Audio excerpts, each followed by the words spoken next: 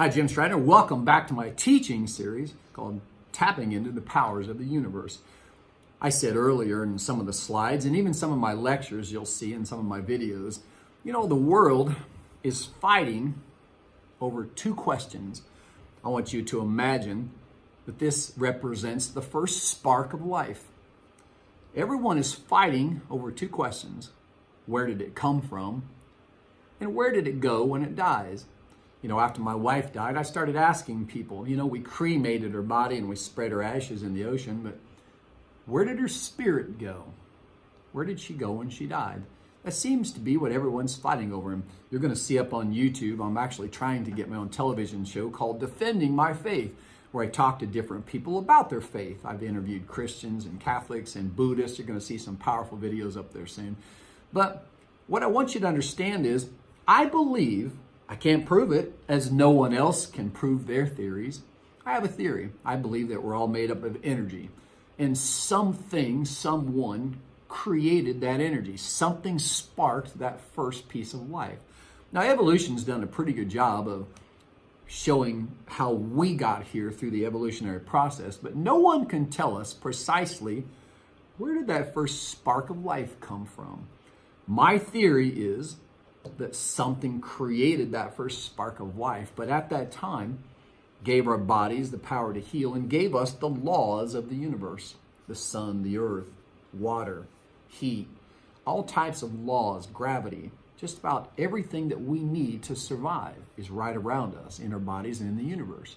And that's what I've spent the last 40 years discovering, how to tap in to these healing powers of the universe. Your body was designed to fight disease. But because of the foods that we're eating predominantly and the chemicals and pesticides that are being brought into our body, there's way too much inflammation in our body. And so my teachings, my philosophies about health and wellness, nutrition and exercise have been focused on eliminating chronic inflammation, not only in the joints of the body, but in the blood throughout the body. Just about every chronic disease, including heart disease, diabetes, high blood pressure, obesity, they're all related to chronic inflammation. So my entire focus, my journey for the last 40 years, has been trying to figure out how to eliminate chronic inflammation. And what I found is that before you can attack that, before you can get rid of chronic inflammation, you've got to change the way you think. It all starts right here. This is like your mainframe. This is your computer. Your brain is going to tell your body the direction to go. So we've got to reprogram your brain. We've got to tell your body what to believe, what to do. We often hear this story about the placebo effect, positive thoughts. For those of you that don't know what the placebo effect is, it's very simple. Modern medicine still uses this theory today. They'll take 500 people and they'll put them on a medicine, a drug that is designed to eliminate a certain symptom that they have, a disease or an illness. Then they'll take 500 other people and they'll give them a sugar pill, a nothing pill. But they tell those 500 people that they're taking the medicine that's going to cure them. Well, watch this. Listen to this very carefully.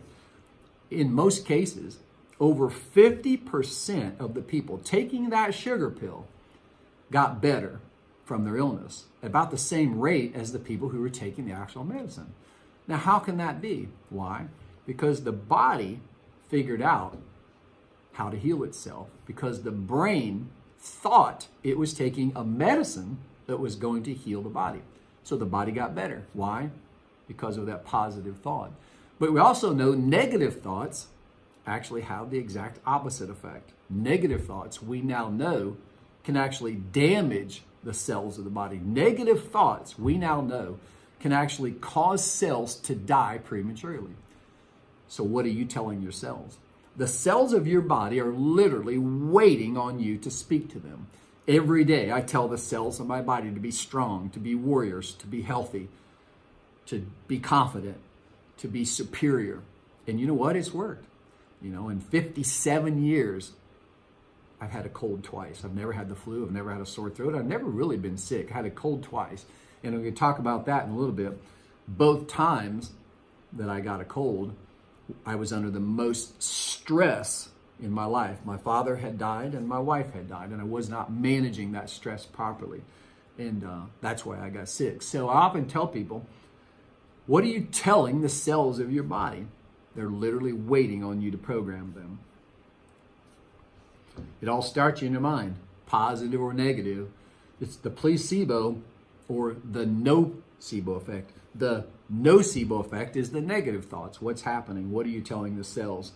Now, here's what's interesting.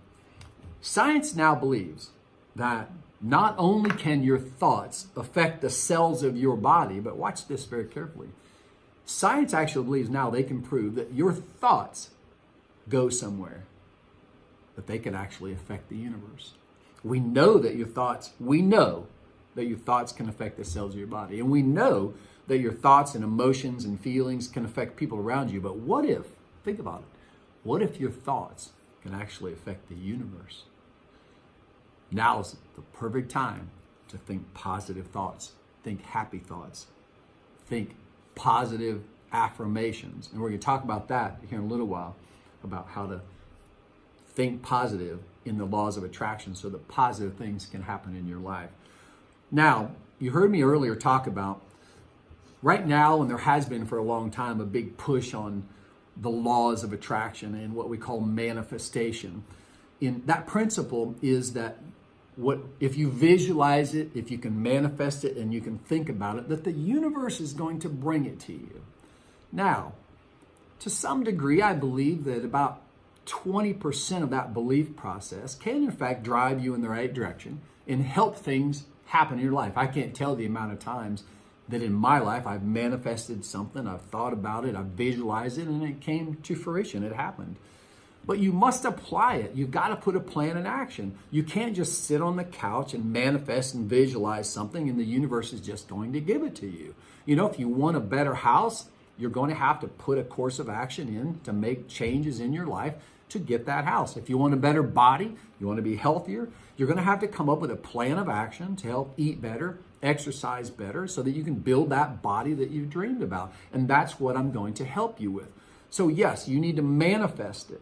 You need to train your brain and that talks to the cells of your body so that they can be well. Manifest it, visualize it, then you've got to put together a plan of action and apply it. It's all about that application process. You can't just think about it. Visualize it, manifest it, then apply it by forming new habits.